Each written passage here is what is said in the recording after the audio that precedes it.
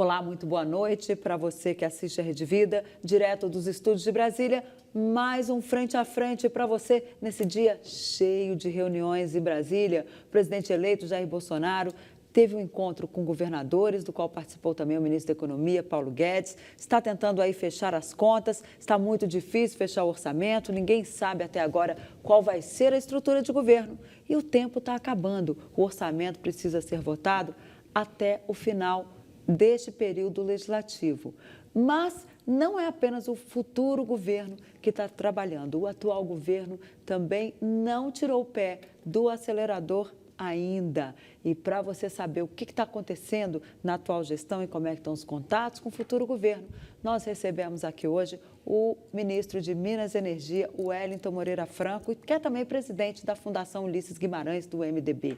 Ministro, é um prazer recebê-lo aqui. Muito boa noite. Boa noite. É uma alegria muito grande estar aqui com você, Denise, com o Zé Maria, esse jovem jornalista, e com vocês, ouvintes deste programa Frente a Frente, que tem contribuído muito para que nós possamos compreender o país em que vivemos. Obrigada, ministro. Zé Maria, mais um Frente a Frente, né?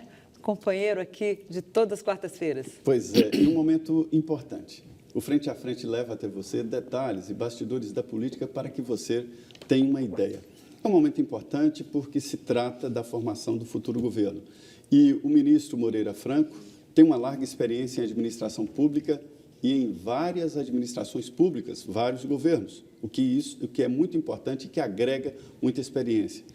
Ele foi ministro da Secretaria, ministro é muito cargo, mas vamos começar lá do início. Prefeito de Niterói, foi deputado federal, governador do Rio de Janeiro, foi ministro da Aviação, ministro extraordinário da ex-presidente Dilma, ministro, como é que é o mesmo? Assuntos Estratégicos, e foi secretário-geral, ministro-chefe da Secretaria-Geral de Governo do Michel Temer, e atualmente é ministro de Minas e Energia, um ministério importante aqui na Esplanada dos Ministérios, e como presidente da Fundação Ulisses Guimarães, faz ali o pensamento do MDB, o antigo PMDB. Ministro, vamos começar pelo MDB. O PMDB sempre foi o maior partido do país, né? Quase chegou ao que falou Francelino Pereira, o maior partido do Ocidente, não chegou lá, mas quase, né? E agora a indicação é de que o partido caiu, está em dificuldade. É isso mesmo? É esta a radiografia do velho MDB? Olha, isto não é uma indicação, isto aí é o resultado dessas últimas eleições. Nós, normalmente, temos como critério de medida do tamanho do partido, da força do partido, da influência do partido nacionalmente, a bancada federal, o número de deputados federais eleitos no pleito e de senadores, corrente. Mais os critérios de divisão de recursos, de número de fundo representantes, partidário, essas coisas fundo são partidário, tempo de TV, número de membros na fundação, na convenção, esses critérios todos são definidos. Isso já vem desde o início do MDB há mais de 50 anos. Ele é tirado pelo número de votos obtidos pelas bancadas nos estados para deputado federal. Então, o Estado do Rio, por exemplo, tinha 10 deputados. Então, ele tinha uma representação, acesso ao fundo partidário, uma representação na maior, convenção, né? Muito maior do que partidos como São Paulo, que ele elegeu um ou dois só. O presidente Michel Temer foi eleito. Isso. Então, e nós tivemos uma perda de quase 50% da bancada. A nossa bancada ela caiu. Nós estamos com 30 e poucos deputados. 39. Isso vai nos obrigar a ter que fazer convenções municipais, convenções estaduais, para que nós possamos fazer a convenção nacional, porque o número de delegados à convenção nacional também caiu ao meio. E não dá para você fazer uma escolha sem critério. Então, você precisa percorrer todo esse processo para que o partido se reorganize. E quando é que começa esse processo? Para quando estão marcadas as convenções municipais? Olha, a Comissão Executiva nacional, ela está discutindo exatamente hoje... Como é que vai se processar como é exatamente, essa mudança? E definindo esse calendário. Evidentemente, ela não tem e nem deve ter poderes para escolher entre vocês dois quem é que vai representar o frente a frente. Não dá. Quer dizer, tem que ter um critério que seja democrático. E o critério é você fazer as convenções estaduais. Mas para que as convenções estaduais se façam, porque elas também tiveram uma diminuição no número de delegados à convenção estadual, os municípios precisam também ter.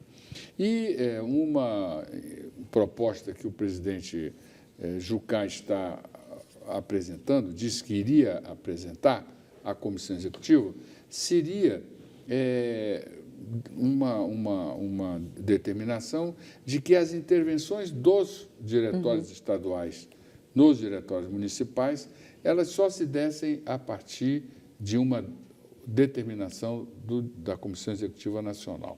E por que isso? Porque o partido está se transformando num grande cartório. Um número muito grande de estados, eles têm diretórios sobre intervenção. Muitos partidos fazem isso, mas isso não é útil. Isso não é útil. Isso aí tira Ou a seja, vitalidade. é tentar voltar o MDB, à base, ao contato com a população. Onde foi que o partido errou, né, por ter reduzido tanto, chegar aí a 50% de redução do MDB? Onde o senhor acha, qual foi o maior erro do partido nesse período, ou se é um desgaste natural? Olha, eu creio que o sistema perdeu muito a representatividade. O sistema, a percepção que o brasileiro tem hoje do sistema político é uma percepção muito ruim. Muito ruim, ele não tem uma avaliação positiva. Eu creio que isso aí decorre muito do fato de nós termos vivido durante muito tempo, sobretudo numa postura liderada pelo Partido dos Trabalhadores, pelo PT, de fazer a política num conflito radical entre nós e eles. O nós tem que acabar com eles, e o eles tem que acabar com nós, porque um quer acabar com o outro, e isso gera um ambiente de muita incompreensão, de muita raiva, de muita intolerância. E, evidentemente, houve todo um processo de um combate muito violento, muito permanente ao Poder Legislativo, inicialmente entrando pelo Poder Executivo e já começando a chegar no Poder Judiciário também.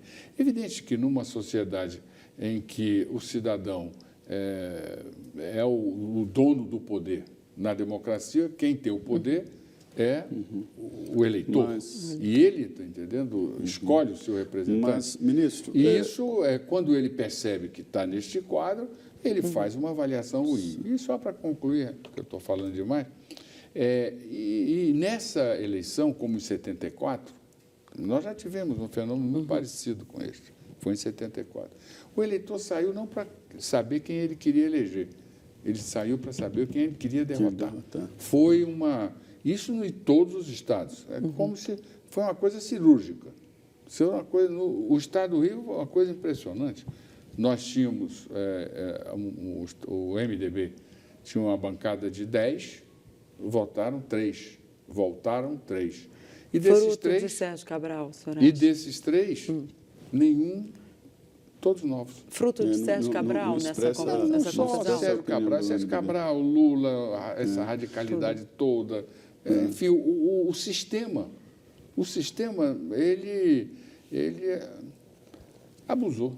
Ministro, o senhor brincou aí sobre o jovem repórter, mas eu sou do tempo que eu fui escalado para cobrir a presidência, a eleição do presidente nacional do PMDB jovem, Aécio Neves, lá em Minas Gerais, me lembro como se fosse hoje. Do PMDB jovem. Mas, assim, havia, naquela época, uma força jovem muito grande no PMDB. E isso foi se perdendo, quer dizer, o partido envelheceu, né? não só não é de idade, mas de propósito. O senhor hoje ocupa a presidência nacional da Fundação Ulisses Guimarães, que é a força pensante do MDB. Não houve renovação de ideias. Né? Claro que houve. Aí a principal foi a Ponte para o Futuro. A Ponte para o Futuro foi um documento que nós lançamos, fazendo uma avaliação muito criteriosa da crise econômica, e nós vivíamos, na época, em 2015... Foi o start do impeachment, né? Essa Ponte não é start do impeachment, foi apresentado à presidente Dilma Rousseff, né? Porque ela não quis abraçar. Como uma contribuição, porque lá nós dizíamos que não dava para continuar como estava. Nós estávamos em processo de recessão, inflação descontrolada, uma crise fiscal brutal, as contas todas maquiadas, a economia desorganizada, uma taxa de desemprego que, naquela época, ainda nela, já passava dos 10 milhões de brasileiros, chegando na faixa de a 9 11. A 10 mil. Não, na faixa de 10 a 11. E nós dissemos que era necessário dar um freio nisso aí. E propunhamos que tivesse um teto de gasto, porque não dá para a gente gastar mais do que ganha. Isso vale para você que está nos ouvindo, para nós que estamos aqui, mas para o governo também. Essa gastança que se fez, se usou como mecanismo para você achar que ia crescer, fazer a economia rodar, é um equívoco. A economia não roda porque o governo fica dando isenções. Ela roda porque você aumenta a produtividade, você aumenta o volume de investimentos, você gera crescimento, e é isso que faz com que a economia rode. Agora, ministro, pelo que a gente percebe, então... Só para concluir, além disso, quer dizer, e quando o presidente assume, ele cumpriu literalmente, ponto a ponto, só não conseguiu passar a reforma da Previdência, que esse próximo governo vai ter que passar. Porque não dá para. Não é uma questão ideológica, é uma questão aritmética. Você é tão novo quanto eu, só que ainda tem cabelo preto, não sei se pintado. Mas hoje nós temos, está entendendo, muito poucos jovens, muito menos jovens do que tinha quando nós éramos jovens, trabalhando para segurar os aposentados. Agora, então, essa conta não fecha nunca. Agora, então, nós temos que fechar essa conta. O processo de impeachment foi bom para o país, porque entrou um governo que tratou de equilibrar as contas, mas foi péssimo para o MDB. Então, o senhor considera... Que avaliação o senhor faz aí desse período? Olha, eu não diria que foi péssimo.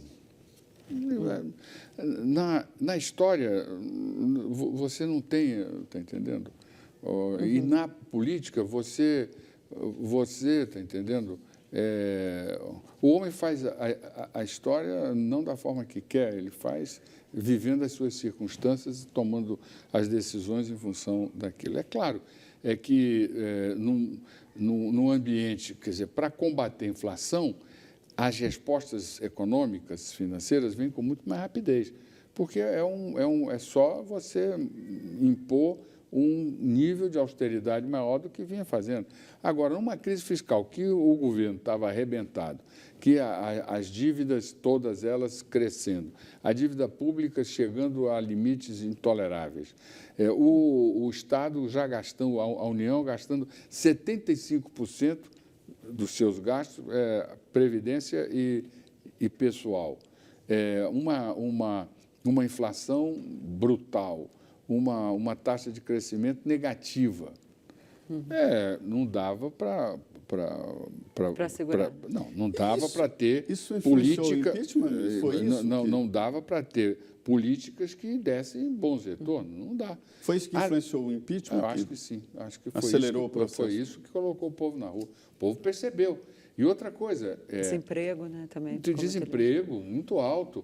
E outra coisa, quer dizer, você teve mais uma crise que, desde 45 até agora, de 10 em 10 anos, o Brasil vive uma crise econômica que gera esse ambiente, fruto da gastança, e que nós,